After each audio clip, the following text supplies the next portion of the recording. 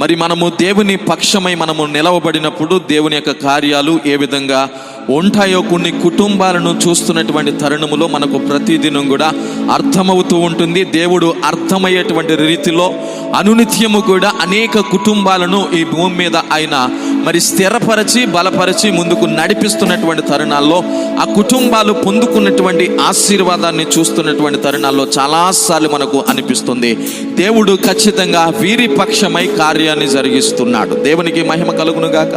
జాగ్రత్తగా గమనిందాం. మరి గడిచిన దినాల నుండి కూడా మరి మేరుగు వారి యొక్క కుటుంబాన్ని దేవుడు బలపరుస్తున్నటువంటి విధానం. పరిశుద్ధ గ్రంథాలు తెరచి రోమీలకు రాసినటువంటి పత్రిక 8వ అధ్యాయము 28వ లేఖన భాగం చదువుకుందాం. రోమీలకు రాసినటువంటి పత్రిక 8వ అధ్యాయము 28వ వచన భాగం. దేవుణ్ణి ప్రేమించు వారికి అనగా ఆయన సంకల్పము చొప్పున పిలవబడిన వారికి మేలు కలుగుటకై సమస్తమును సమకూడి జరుగుచున్నవని ఎరుగుదుము. చిన్న ప్రార్థన, తలలు వంచండి. మహాపరిశుద్ధుడా, సకల ఆశీర్వాదములకు కారణభూతుడమైన మా దేవానికి వందన.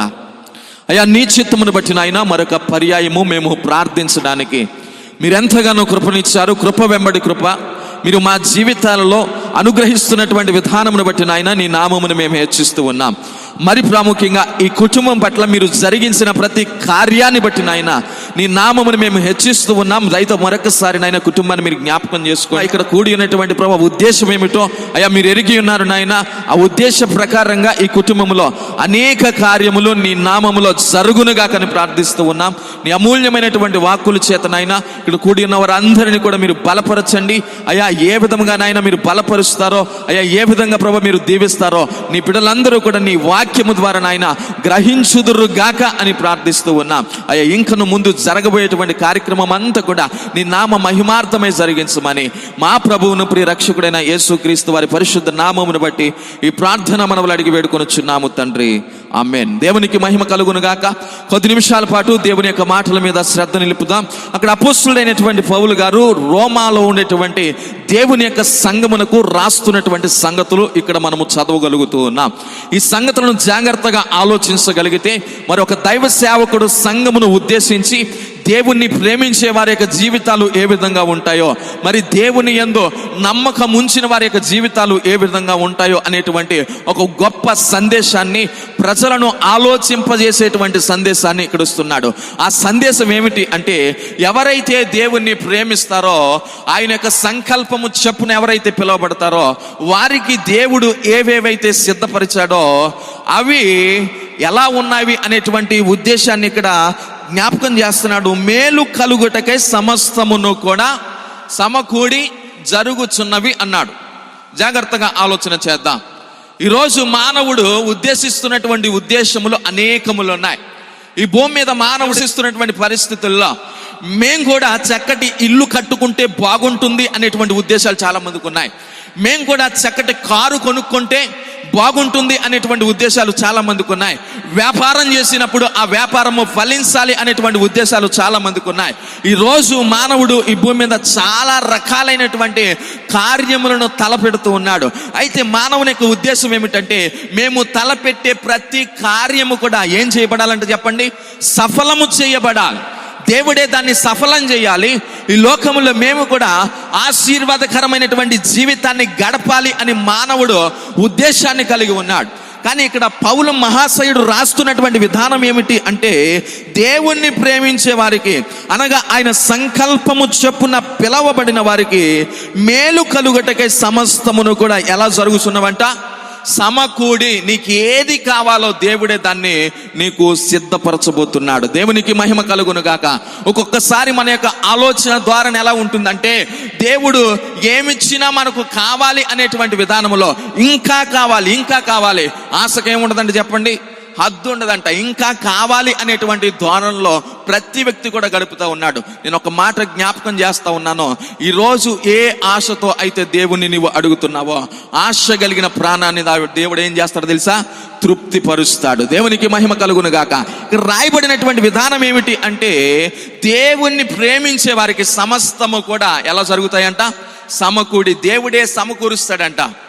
మానవుని యొక్క జీవితంలో కష్టాలు ఎదుర్కొంటాడు, సమస్యలు ఎదుర్కొంటాడు, అనారోగ్యపరమైనటువంటి పరిస్థితులు ఎదుర్కొంటాడు.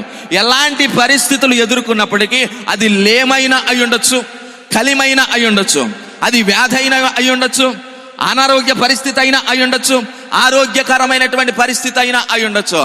ఏ పరిస్థితిలోనైనప్పటికీ మనము దేవుణ్ణి ప్రేమించడం ప్రారంభిస్తే సమస్తము కూడా దేవుడు మనకు సమకూర్చి మన జీవితంలో ఆశీర్వాదకరముగా ఉండేటట్లుగా చేయబోతున్నాడు. చెప్పలు కూడా దేవుని నామమున మహిమపరచండి. ఇక్కడ జాగ్రత్తగా ఆలోచించగలిగితే దేవుణ్ణి ప్రేమించడం నేర్చుకోవాలి. ఎవరిని ప్రేమించాలని చెప్పండి?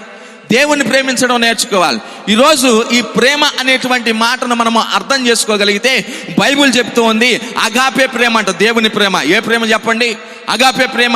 ఈరోజు మనం గృహం కట్టుకున్నామన్నా, ముందుకు నడిపించబడుతున్నామన్నా, కుటుంబాలతో కలిసి ఆనందించగలుగుతున్నామన్నా, దేవుని యొక్క అగాపే ప్రేమ, ఆ ప్రేమ మన ఎడల ఉన్నది అనేటువంటి విషయాన్ని మనం గ్రహించగలగాలి. దేవుని యొక్క వాగ్దానాలు మన జీవితంలో జరిగించబడుతున్నాయంటే ఈరోజు ఎందరో ఈ భూమిని విడిచిపెట్టి వెళ్ళిపోతున్నారు.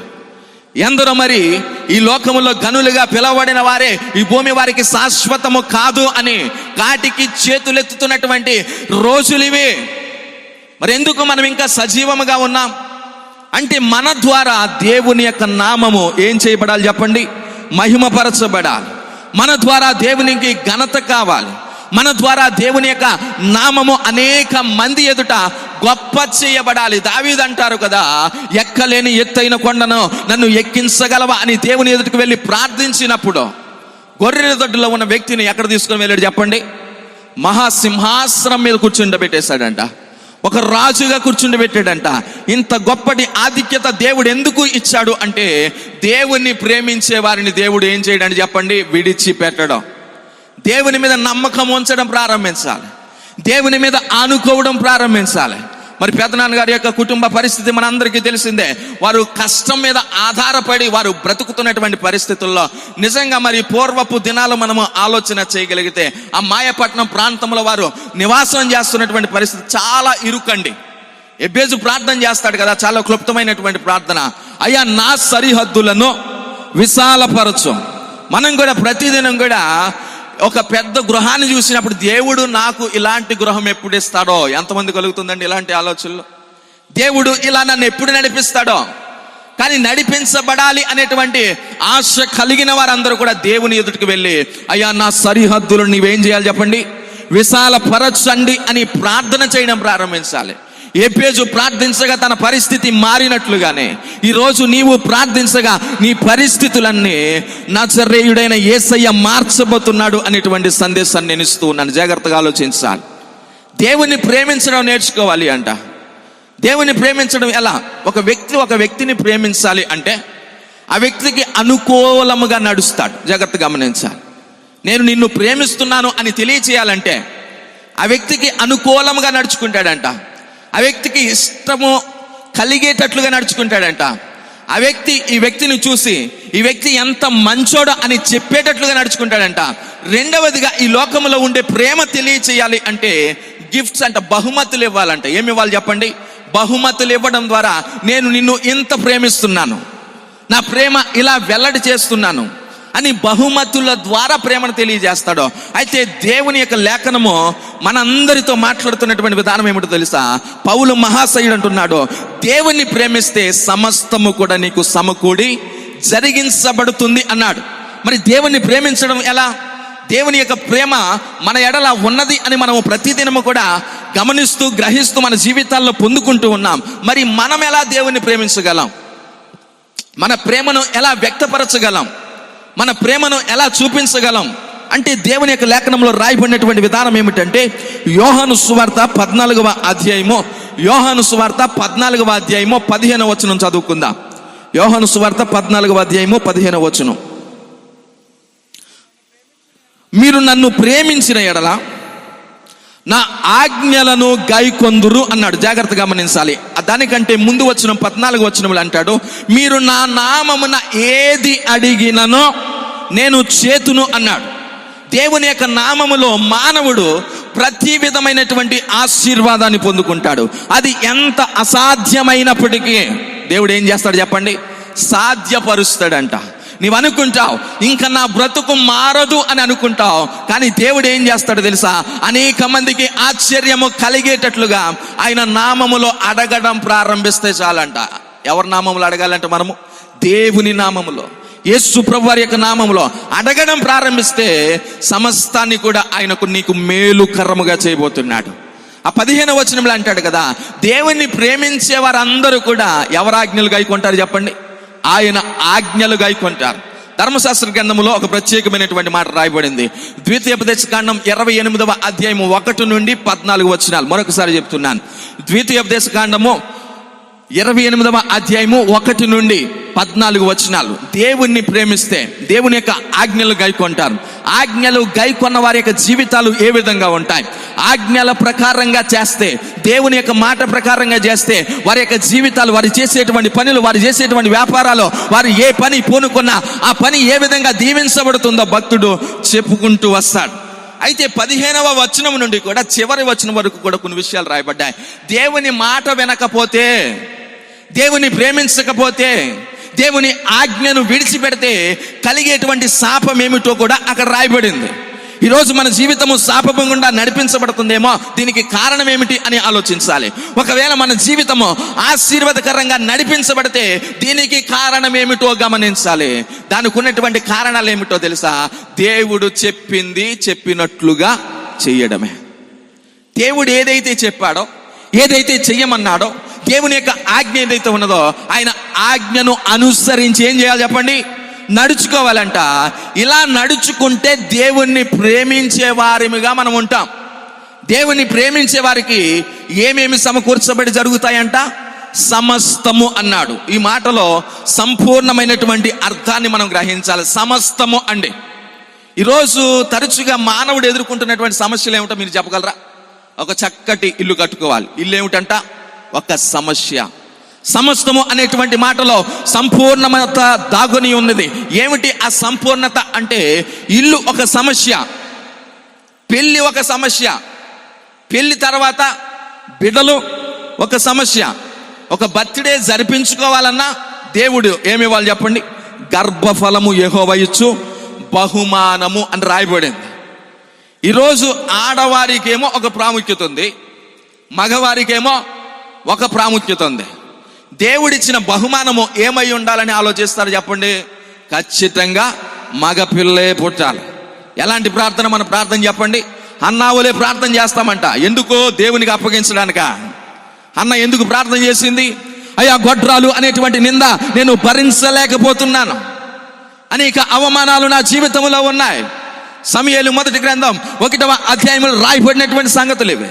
దేవుని సన్నిధానంలోనికి వెళ్ళి ప్రార్థించడం ప్రారంభిస్తా ఉంది. దేవుని సన్నిధానంలోనికి వెళ్ళి అడగడం ప్రారంభిస్తా ఉంది. అయ్యా ఇది నా పరిస్థితి, ఒక మగ పిల్లవాడినిస్తే ఆ మగ పిల్లవాడిని నీ మందిరానికి అప్పగిస్తాను అని ప్రార్థన చేసింది. గనుక ఆమె పొందుకుంది. కానీ దేవుడు పక్షపాతి కాదు. ఎంతమందికి అర్థమవుతుంది? దేవుడు పక్షపాతి కాదు. మరి సహోదరులు అన్నయ్య విజయ్ గారికి దేవుడు బంగారు లాంటి 2 కూతుర్లు ఇచ్చారు. దేవునికి మహిమ కలుగును గాక. ఎక్కడైనా బయట అలిసిపోయి ఇంటికి వచ్చిన తర్వాత గుక్కుడు మంచినీళ్ళు ఇవ్వాలంటే ఎవరిస్తారు? ఈ మగ పిల్లలు ఇవ్వరండి. మనం భయపడుతూ ఉంటాం ఏమిటి అంటే కట్నం ఇవ్వాలేమో. మనం భయపడుతూ ఉంటాం బయట చదువులకు వెళితే మరలా ఇంటికి క్షేమంగా తిరిగి వస్తారో లేదో అని. ఏదైనా ఒక కుటుంబంలో సమస్య వస్తే ఆ కుటుంబము తనదిగా భావించి అత్తగారింటికి వెళ్ళిపోయిన మనసంతా ఎక్కడుంటుందో తెలుసా? తల్లిదండ్రుల దగ్గరే ఉంటుంది. ఈరోజు నేను నమ్ముతా ఉన్నాను, దేవుని యొక్క చిత్తములో అనుగ్రహించబడినటువంటి కుమార్తెలు అంటాడు కదా భక్తుడు, మా కుమార్తెలు నగరమునకు చెక్కబడిన మూల కంబముల వలె ఉన్నారు అంటే వారిని గురించి ఎంతగా భక్తుడు సంతోషిస్తున్నాడు. ఈరోజు నేనంటున్నాను, స్వీటీ విషయంలో దేవుడు చేస్తున్న ప్రతి కార్యాన్ని బట్టి తల్లిదండ్రులు వారి ఇరువురు కూడా ప్రభువుని ప్రతి దినము స్తుతించాలి. దేవునికి మహిమ కలుగును గాక. ఈరోజు నేను చెప్పబడుతున్నటువంటి విషయం ఏమిటి అంటే, ఎస్తేరు ఆడబిడ్డ అయినప్పటికీ ఎస్తేరు ద్వారా నా దేవుడు ఏం చేశాడు తెలుసా? తన జనాంగం అంతటిని కూడా రక్షణ మార్గంలో నడిపించేశాడు. తన జనాంగం అంతటికి కూడా ఒక ప్రమాదం వస్తే ఆ ప్రమాదము రాకుండా ఆ కుమార్తెను దేవుడు ఒక అడ్డుగోడగా నిలవబెట్టాడు. దేవునికి మహిమ కలుగును గాక.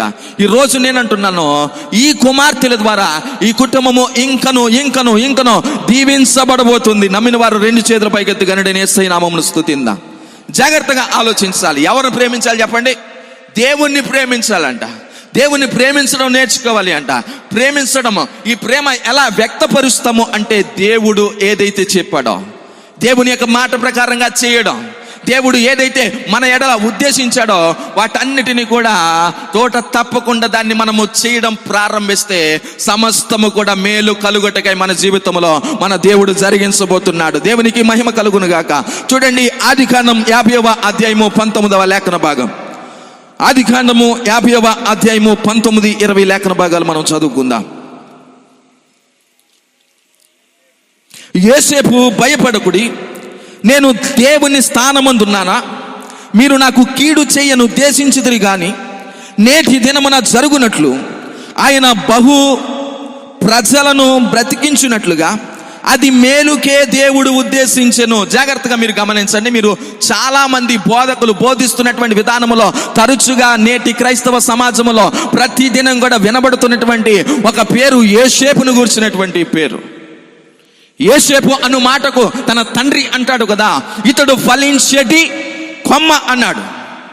యోసేపును గూర్చి మనము ఒక చక్కటి పాఠాన్ని మనము నేర్చుకోగలం. అన్నదమ్ములు అతనికి భయపడ్డారంట. ఎందుకు అంటే అన్నదమ్ములు అతనికి కలిగించినటువంటి హానిని బట్టి ఏ ప్రమాదం వస్తుందో అని భయపడ్డారంట. ఆయన అంటున్నాడు, నా జీవితంలో ఏది జరిగినా అది మేలుకే దేవుడు ఉద్దేశించాడు. దేవునికి మహిమ కలుగునుగాక.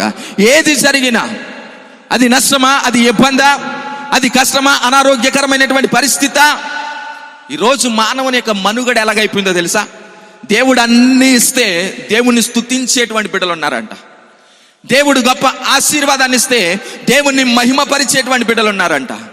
దేవుడు దీవిస్తే దేవునికి మహిమ చెల్లించేటువంటి బిడ్డలు ఉన్నారంట. కానీ అపోస్తుడైనటువంటి పౌలు గారు అంటారు కదా, నేను దీన స్థితిని ఎరిగియుందును, సంపన్న స్థితిని ఎరిగియుందును. ఫిలిప్పీలకు రాసినటువంటి పత్రిక 4వ అధ్యాయము 13వ వచనములో ఒక చక్కటి మాట రాయబడింది. ఏమిటో తెలుసా? నన్ను బలపరుచువాని యందు నేను సమస్తమును చేయగలను అంటాడు. ఏ స్థితిలోనున్నా సంతృప్తి కలిగి ఉండ నేర్చుకున్నాను. ఇక్కడ భక్తుడు రాస్తున్నటువంటి మాట ఏమిటి అంటే, యోసేపు పలుకుతున్నటువంటి మాట, దేవుడు నా జీవితంలో శ్రమను అనుమతించిన, దేవుడు నా జీవితంలో చెరసాలు దేవుడు నా జీవితంలో ఎలాంటి పరిస్థితి అనుమతించినా ఆ పరిస్థితులన్నీ కూడా అనేక మందికి ప్రయోజనము కలుగున్నట్లుగా అది మేలుకై ఉద్దేశించాడు. చెప్పండి కూడా దేవుని నామాన్ని మహిమపరచండి. దేవుడు మేలుకై ఉద్దేశించాడంట. అంటే దేవుని యొక్క కార్యాలు ఎలాంటివి అంటే అవి కంటికి కనపడవు, చెవులకు వినబడవు, హృదయానికి అగోచరము అంటాడు. జాగ్రత్త గమనించండి. దేవుణ్ణి ప్రేమించే వారికంట. ఎవరిని ప్రేమించాలి చెప్పండి? దేవుణ్ణి ప్రేమించాలి. కొరింథీయులకు రాసినటువంటి మొదటి పత్రిక 2వ అధ్యాయము 9వ వచనం చదువుకుందాం. కొరింథీయులకు రాసినటువంటి మొదటి పత్రిక 2వ అధ్యాయము 9వ వచనం. ఇందును గురించి దేవుడు తన ప్రేమించు వారి కొరకు ఏవి సిద్ధపరచునో అవి కంటికి కనబడలేదు, చెవికి వినబడలేదు, మనుష్య హృదయమునకు గోచరము కాలేదు అని వ్రాయబడి ఉన్నది. జాగ్రత్తగా గమనించా. ఎవరిని ప్రేమించే వారికంట? దేవుణ్ణి ప్రేమించే వారికంట ఆశీర్వాదం ఓరకనే రాదండి. ఎంతమందికి అర్థమవుతుంది ఈ మాట? ఈరోజు అన్యజనులు కూడా, ఈరోజు లోకములో బ్రతుకుతున్న వారు కూడా చక్కగా బంగ్లాలు కట్టుకుంటున్నారు, చక్కగా కార్లు కొనుక్కుంటున్నారు, సుఖవంతమైనటువంటి జీవితాన్ని గడుపుతున్నారు. కానీ దేవుని ఇచ్చేటువంటి ఆశీర్వాదం ఎలా ఉంటుందో తెలుసా? అది ఎన్నటికీ ఆశీర్వాదకరంగా ఉంటుంది. వారి జీవితంలో వారి జీవితంలో మనశ్శాంతికి ఏ విధమైనటువంటి కొదువు ఉండదంట. దేవుని ప్రేమించే వారికి సమస్తము కూడా సమకూడి జరుగుతాయి. అలాగునే దేవుని ప్రేమించే వారికి ఏమేమి దేవుడు సిద్ధపరుస్తాడో అవి కంటికి కనబడదంట, చెవికి వినపడదంట, హృదయానికి గోచరము కాదంట. దేవుడు ఏమేమి ఇస్తాడు అంటే ఇర్మీయా గ్రంథం 27వ అధ్యాయము 5వ వచనంలో అంటాడు కదా, అధిక బలము చేతను, చాచిన బాహువు చేతను భూమి మీద ఉన్న నరులను జంతువులను నేనే సృజించి ఎవరికిచ్చుట న్యాయమని నాకు తోచెనో వారికే ఇచ్చి ఉన్నానన్నాడు. జాగ్రత్తగా గమనించా. ఈ భూమిని కలుగు చేసినటువంటి సృష్టికర్త అయినటువంటి దేవుడు ఒకడున్నాడు. ఈ భూమిని నడిపిస్తున్నటువంటి దేవుడు ఒకడున్నాడు. ఈ భూమి మీద ఉన్న ప్రజల యొక్క బాగోగులన్నిటినీ కూడా ప్రతిదినము కనిపెడుతున్న దేవుడు ఒకడున్నాడు. ఆయనను గూర్చి ఇర్మియా భక్తుడు పలుకుతున్న మాట ఏమిటో తెలుసా? దేవుడు సర్వలోకమును కలుగజేశాడు. అయితే సర్వ భూమి కూడా ఎవరిదంటే చెప్పండి? దేవునిదే. ఈరోజు మనము గాలిని పీల్చుకున్నామంటే ఇది దేవుని యొక్క కృప వలనే. ఈరోజు మనము ఈ లోకములో కొంత సంతోషాన్ని అనుభవిస్తున్నామంటే అది దేవుని యొక్క కృప వలనే. ఈరోజు సుఖ జీవితము మనము గడపగలుగుతున్నాము అంటే అది దేవుని యొక్క కృప బాహుల్యతే. ఆయన అధిక బలము చేత, చాచిన బాహువు చేతను భూమి మీద ఉన్న నరులను జంతువులను ఆయనే సృజించే. ఎవరికిచ్చుట దేవునికి ఏమనిపించాలంట? మనం పొందుకోవాలి అంటే ఏమనిపించాలి చెప్పండి? దేవునికి న్యాయం అనిపించాలి అంట. మనం అనుభవించాలి అంటే దేవునికి ఏమనిపించాలి? న్యాయం అనిపించాలి అంట. చాలాసార్లు మనకే అనిపిస్తూ ఉంటుంది. చాలాసార్లు ఎవరైనా చక్కగా మంచిగా వారు గృహాలు కట్టుకున్నప్పుడు, లేకపోతే కారు బంగ్లాలో ఇలాంటి వాటిని అన్నిటినీ అనుభవిస్తున్నప్పుడు దేవుడు నాకు ఎప్పుడు ఇస్తాడో ఎన్నిసార్లు అనిపించిందండి మనం పాకలో ఉన్నాం అనుకోండి. ఈ పాకలో ఉన్న వాళ్ళు ఇల్లు కంటే పై స్థాయిలో ఉన్న వాళ్ళని చూసి దేవుడు మాకెప్పుడు ఇస్తాడో, సైకిల్ ఉన్నవాడు బండి ఉన్నవాడిని చూసి దేవుడు మాకు ఎప్పుడు ఇస్తాడో, బండి ఉన్నవాడు కాడు ఉన్నవాడిని చూసి దేవుడు మాకు ఎప్పుడు ఇస్తాడో. కానీ ఇచ్చిన దానిలో సంతృప్తి అనేది మానవునికి ఉండదు. కానీ దేవుడు ఏమైనా ఇవ్వగలడు. జాగ్రత్తగా మీరు ఆలోచించాలి. బిడ్డల్లో దేవుడు ఇవ్వగలడు, ఆశీర్వాదాన్ని దేవుడు ఇవ్వగలడు, దేవుడు ఆస్తిని ఇవ్వగలడు, దేవుడు సమృద్ధిని ఇవ్వగలడు, దేవుడు మేలు చేయగలడు, దేవుడు సమస్తాన్ని ఇవ్వగలడు. కానీ ఎవరికిచ్చుట న్యాయం అనిపిస్తుందో జాగ్రత్తగా గమనించాలి. ఎవరికి ఇస్తాడని చెప్పండి? అందరూ పొందుకోరంట, అందరూ దీవించబడలేరంట. దేవుడు ఎవరికి ఇచ్చుట న్యాయమని అనిపిస్తుందో, సర్వభూమి నాదే కదా అంటున్నాడు. ఈ భూమి మీద ఉన్న జీవరాశులన్నీ కూడా నేనే కలుగు చేశాను అంటున్నాడు. కానీ దేవునికి ఏది న్యాయం అనిపిస్తుందో, ఎవరికి ఇచ్చుట న్యాయం అనిపిస్తుందో వారికే ఇస్తాను అని ఇక్కడ దేవుని యొక్క లేఖనముల ద్వారా ఇర్మియా భక్తుడు మాట్లాడుతున్నాడు. దేవునికి మహిమ కలుగును గాక. జాగ్రత్తగా గమనించండి. దేవుణ్ణి ప్రేమించే వారికి దేవుడు ఏమి సిద్ధపరిచాడో అవి కంటికి కనబడలేదు అన్నాడు. దేవుడు సిద్ధపరిచినది ఈరోజు మనము కొన్నింటిని మాత్రమే అనుభవిస్తున్నాం. కంటికి కనబడని రహస్యమైనటువంటి ఎన్నో సంగతులు ఉన్నాయి. వాటన్నిటినీ కూడా మనము అనుభవించాలి అంటే ఏం చేయడం నేర్చుకోవాలి చెప్పండి? దేవుణ్ణి ప్రేమించడం నేర్చుకోవాలి. దేవుణ్ణి ప్రేమించడం ఎలా తెలియచేయబడుతుంది అంటే మొదటి విషయం, దేవుని యొక్క ఆజ్ఞలను మనము పాటించే వారముగా ఉండాలి. రెండవదిగా అంటాడు కదా, నిన్ను వలే నీ సహోదరుని ఏం చేయాలి? ప్రేమించాలి అంటాడు. అంటే సహోదరుని ప్రేమించాలి. ఇది ఎలా దేవుణ్ణి ప్రేమించడం అవుతుంది అంటే, కనిపించేటువంటి నీ సహోదరుని ప్రేమించలేని నీవు కనబడని దేవుని ఎలా ప్రేమించగలుగుతా? దేవుని ప్రేమించే వారికి ఈరోజు నీవు దేని కొరకైనా తపన పడు, దేని కొరకైనా ఆశ కలిగి ప్రార్థించు, దేని కొరకైనా ప్రాధేయపడు, దేని కొరకైనా సమస్తము కూడా నీకు మేలు కలుగునట్లుగా. అది కరువైనా, ఖడ్గమైనా, సమస్య అయినా, అడ్డుగోడలు ఒక వలయము వలె నీ చుట్టూ నిలవబడినప్పటికీ ఆ గోడలన్నిటినీ కూడా నా దేవుడు పడద్రోయుటకు సమర్థుడై ఉన్నాడు. దేవునికి మహిమ కలుగునుగాక. జాగ్రత్తగా గమనించాలి దేవుని యొక్క మాటలు. ఆయన ఎవరికిచ్చుట న్యాయమని ఆయనకు అనిపిస్తుందో వారికి ఖచ్చితముగా తగిన కాలములో నా దేవుడు ఇవ్వబోతూ ఉన్నాడు. చూడండి, యెషయా గ్రంథం 64వ అధ్యాయం 4వ వచనం. యెషయా గ్రంథం, తన కొరకు కనిపెట్టువాని విషయమై నీవు తప్ప తన కార్యము సఫలము చేయు మరి ఏ దేవునిని ఎవడును నేనే కాలమున చూచి ఉండలేదు అన్నాడు. జాగ్రత్త గమనించా.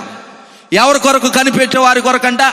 దేవుని కొరకు కనిపెట్టేవారు నూతన బలమును పొందుకుంటారు అంటాడు. ఎవరి కొరకు కనిపెట్టాలి చెప్పండి? దేవుని కొరకు కనిపెట్టాలంట. దేవుని కొరకు కనిపెడితే వారి యొక్క కార్యమును దేవుడు ఏం చేస్తాడు చెప్పండి? సఫలం చేస్తాడు. ఈరోజు ఎన్నో కార్యాలు మానవుడు తలపెడుతూ ఉన్నాడు. ఎన్నో కార్యాలండి, ఎన్నో ప్రయత్నాలు జరుగుతూ ఉన్నాయండి. ఈరోజు ఈ ఉప్పాడ ప్రాంతంలో ఎంతమంది సౌండ్ సిస్టమ్ లేకపోతే టెంట్ హౌస్ ప్రారంభించి దివాలా ఎత్తేసిన వాళ్ళు లేరు. మరొకసారి చెప్తున్నా, ఈ టెంట్ హౌస్ వ్యాపారాన్ని ప్రారంభించి మధ్యలోనే విడిచిపెట్టి అప్పుల పాలైపోయిన వాళ్ళు ఎంతమంది లేరు? ఏ వ్యాపారమైనా చెయ్యాలి అనేటువంటి ఆశ మనకుంటుంది. అయితే ఆ కార్యమును సఫలం చేసేది ఎవరు అంటే, దేవుని మీద ఎప్పుడైతే భారము వేసి కొనసాగుతామో వారి కార్యాలు మాత్రమే సఫలము చేయబడతాయి. దేవునికి మహిమ కలుగును గాక. ఇక్కడ అంటున్నాడు, నా యొక్క జీవిత కాలములో నీలాంటి దేవుడు ఈ భూమి మీద నేను కనుగొనలేదంటాడు. ఎవరైతే నీ కొరకు కనిపెడుతున్నారో, ఎవరైతే నీ మీద ఆనుకుంటున్నారో, ఎవరైతే నీ కొరకు ఆశ కలిగి ఎదురు చూస్తున్నారో వారి యొక్క కార్యమును నీవేం చేస్తావు అన్నాడండి? సఫలము చేస్తావో. నీ వంటి దేవుడు ఎవ్వడను లేడు అనేటువంటి విధానము ఇక్కడ రాయబడతా ఉంది. నేను ముగిస్తా ఉన్నాను, జాగ్రత్తగా ఆలోచించాలి. 65వ కీర్తన 11వ వచనం రాయబడినటువంటి మాట ఏమిటో తెలుసా? సంవత్సరం మొదలుకొని సంవత్సరాంతం వరకు నీ దయా కిరీటమును, నీ మీద నీ దయా కిరీటమును ధరింపచేతును అనేటువంటి విధానం అక్కడ రాయబడింది. ఈరోజు దేవుడు మనకు పిల్లలు ఇచ్చిన తర్వాత 1 సంవత్సరము నుండి మరలా ఆ సంవత్సరం అంతము వరకు కూడా వారి మీద ఏముండాలి చెప్పండి? దయా కిరీటం ఉండాలి. వారు భద్రం చేయబడాలి అండి. ఎందుకంటే ఈ లోకము ఎవరికి కూడా సురక్షితము కాదో. బయటకు వెళుతున్నటువంటి బిడ్డలు అనేక రకములైనటువంటి మరి సమస్యల చేత, సమస్యల వలయములో చిక్కుకొని రోడ్డు ప్రమాదాలు కావచ్చు, అనారోగ్య సమస్యలు కావచ్చు, ఎవరి గుండెకు కూడా ఏం లేదంటే చెప్పండి, గ్యారంటీ లేదు. ఈరోజు బర్త్డే జరిపించుకుంటున్నప్పుడు మన అందరికీ సంతోషమే, ఈ కుటుంబానికి సంతోషమే. బర్త్డే జరిపించుకుంటున్నటువంటి ఆ కుమార్తెకి కూడా సంతోషమే. కానీ ఈరోజు నేను అంటున్నాను, ఒక కొత్త దినము రావాలి, లేకపోతే ఒక కొత్త సంవత్సరం రావాలి, లేకపోతే నూతనమైనటువంటి దినాలు రావాలి అంటే దేవుడు మన జీవితంలో ఉంచినటువంటి దినము ముగించబడాలి. ఆ దినము ముగించబడాలి, ఆ దినము ముగించబడాలి, లేకపోతే ఆ సంవత్సరం ముగించబడాలి. ఆ సంవత్సరం ముగించబడాలి అంటే ఆ సంవత్సరం అంతా కూడా దేవుని యొక్క దయా కిరీటం ఉండాలంట. దేవునికి మహిమ కలుగును గాక. జాగ్రత్తగా మీరు ఆలోచించాలి. దేవుడు ఎవరినైతే ప్రేమిస్తాడో, అలాగనే దేవుణ్ణి ఎవరైతే ప్రేమిస్తారో వారి కొరకు దేవుడు సిద్ధపరిచేవి కంటికి కనబడదు అన్నాడు. వారి యొక్క కార్యాన్ని దేవుడు ఏం చేస్తాడంట? సఫలం చేస్తాడంట. వారి కొరకు సమస్తాన్ని దేవుడు ఏం చేస్తాడంట? సమకూర్చి జరిగిస్తాడు అన్నాడు. చివరిగా ఒక మాట నేను ముగిస్తాను. చూడండి, నిర్గమకాండం 15వ అధ్యాయము దేవుడు ఎలాంటి వాడు అంటే, మోషే భక్తుడు ఒక చక్కటి ఆలాపన చేస్తాడు. 15వ అధ్యాయము 11వ వచనాన్ని చదువుకుందాం. యెహోవా వేల్పులలో నీ వంటి వాడేవాడు, పరిశుద్ధతను బట్టి నీవు మహనీయుడవు, స్తుతి కీర్తనలు బట్టి పూజ్యుడవు, అద్భుతములు చేయువాడు, నీ వంటి వాడెవ్వడు అంటాడు. జాగ్రత్తగా గమనించాలి. వేల్పులలో నీవే ఘనుడవు, అద్భుతములను చేసేటువంటి దేవుడు అన్నాడు. ఎలాంటి అద్భుతాలు చేస్తాడు దేవుడు తెలుసా? ప్రజలు మునుపెన్నడు చూడని అద్భుతాలు. దేవుడు నీ జీవితంలో ఎలాంటి అద్భుతాన్ని చేస్తాడు తెలుసా? ప్రజలు మునుపెన్నడు కూడా ఎర్రగని కార్యమును నా దేవుడు నీ జీవితంలో సఫలపరచబోతున్నాడు. దేవునికి మహిమ కలుగును గాక. ఆకాశము నుండి మన్నాను కురిపించినటువంటి తరుణాలు వారి యొక్క జీవితాలలో ఉన్నాయి. అయితే ఈ సందర్భంలో అక్కడ రాయబడుతున్నటువంటి మాట ఏమిటో తెలుసా? సముద్రము 2 పాయలుగా విడిపోవడం వారి యొక్క జీవితంలో ఎన్నడూను కూడా వారు చూచి ఉండలా. చరిత్రకెక్కినటువంటి విషయం ఇదే. ఒక స్కూల్లో ఒక క్లాస్ జరుగుతూ ఉందంట. ఈరోజు ఎక్కువగా హైందవ సమాజం క్రైస్తవ్యాన్ని కించపరుస్తున్నటువంటి పరిస్థితి మనకు కనబడతా ఉంది. ఒక స్కూల్లో ఒక మీటింగ్ జరుగుతూ ఉంది. ఆ స్కూల్లో ఒక చిన్న పాప దేవుని యందు విశ్వాసం కలిగి కొనసాగిపోతా ఉంది, దేవుని యందు నమ్మకం ఉంచి కొనసాగిపోతా ఉంది. అయితే ఆ స్కూల్లో ఉన్న మాస్టర్ గారు అన్నారంట, మీ దేవుడు సరైనటువంటి దేవుడు కాదన్నాడంట. అలాగనే ఆ పిల్లలందరితో చెప్తున్నాడంట, ఇశ్రాయేలీలందరూ కూడా దాటి వెళ్ళిపోయినటువంటి అది ఎర్ర సముద్రము కాదు, చిన్న పిల్ల కాలువ అన్నాడంట. ఏమన్నాడు చెప్పండి? చిన్న పిల్లకాలు అన్నాడంట అని దూషిస్తున్నటువంటి తరుణంలో ఈ చిన్న కుమార్తె ఆలోచన చేసి దేవునికి మహిమ కలుగును గాక అని చెప్పిందంట. పిల్లకాలం అంటే ఏం చెప్పింది చెప్పండి? దేవునికి మహిమ కలుగును గాక. ఎందుకమ్మా దేవునికి మహిమ కలుగును గాక అని చెప్తున్నావు అంటే ఆ పిల్ల అన్నదంట, నా దేవుడు ఎలాంటి వాడో తెలుసా, నా దేవుడు ఎంత గొప్పవాడో తెలుసా, నా దేవుడు ఎలాంటి దేవుడో తెలుసా అని చెప్పుకుంటూ వస్తూ అలాంటి పిల్ల కాలవలోనే ఫరో సైన్యాన్ని అంతటిని ముంచి చంపేశాడు అన్నదంట. జాగ్రత్తగా గమనించాలి. ఒకవేళ అది పిల్ల కాలువ అనుకోవచ్చు, కానీ వీరి తర్వాత ఫరో సైన్యము కూడా అదే మార్గము గుండా ఇశ్రాయేలీలను తరమడానికి ప్రయత్నం చేశారు, ఇశ్రాయేలీలను పట్టుకోవడానికి ప్రయత్నం చేశారు, ఇశ్రాయేలీలను హతము చేయడానికి ప్రయత్నం చేశారు. కానీ దేవుడు ఏం చేశాడు తెలుసా? ఆ సముద్రాన్ని మరలా ఏకరాశిగా ఆ సముద్రాన్ని మరలా కలిపినటువంటి విధానంలో వారందరూ కూడా హతులైపోయారు. ఇక్కడ ఈ నిర్గమకాండం 15వ అధ్యాయంలో మోషే ఒక పాట పాడడం ప్రారంభించాడు. ఏదైనా మన జీవితంలో సంతోషకరమైనటువంటి సంఘటన జరిగితే పాటలు వచ్చేస్తాయి అప్పుడప్పుడు. ఎంతమంది పాడుతున్నారు? బాత్రూంలో పాడే పాటలు కాదు.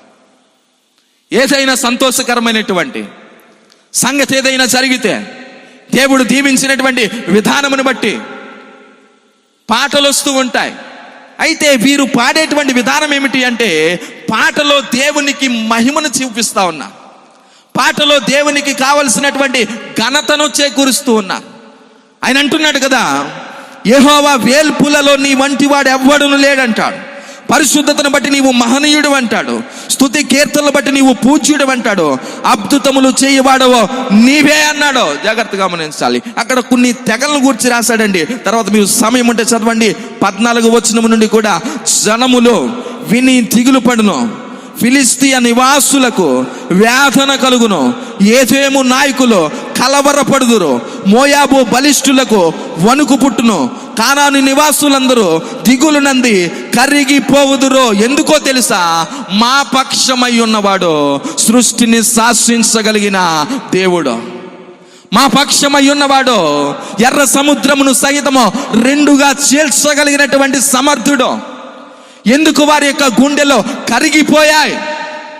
కానానీయుల గురించి రాస్తున్నాడు, ఎదోమీయుల గురించి రాస్తున్నాడు, ప్రతి దినము కూడా హడలు పుట్టించేటువంటి ఫిలిష్తీయుల గురించి రాస్తున్నాడు. వీరందరూ కూడా ఇశ్రాయేలీయుల గురించి విన్నప్పుడు వారికి ఏం పుట్టింది చెప్పండి? వణుకు పుట్టిందంట. రాహాబు అనేటువంటి వేశ్య అంటుందో తెలుసా? మీ దేవుడు నిజముగా దేవుడై ఉన్నాడు, ఆయన ఆకాశమునకు దేవుడై ఉన్నాడు, ఆయన భూమికి దేవుడై ఉన్నాడు. మీ దేవుని గురించి వినినప్పుడు మా గుండెలు ఏమైపోయాయి చెప్పండి? కరిగిపోయాయి అంటాడు. మీ దేవుడు నిజముగా సమర్థుడే, మీ దేవుడు మృతులను సహితము సజీవులుగా నిలవబెట్టుటకు సమర్థుడై ఉన్నాడని లోకమంతా సాక్ష్యం ఇవ్వడం ప్రారంభిస్తూ ఉంది. కానీ దేవుని మీద మనము ఆనుకోవడాన్ని మర్చిపోతూ ఉన్నాం, దేవుని ప్రేమించడం మర్చిపోతూ ఉన్నాం.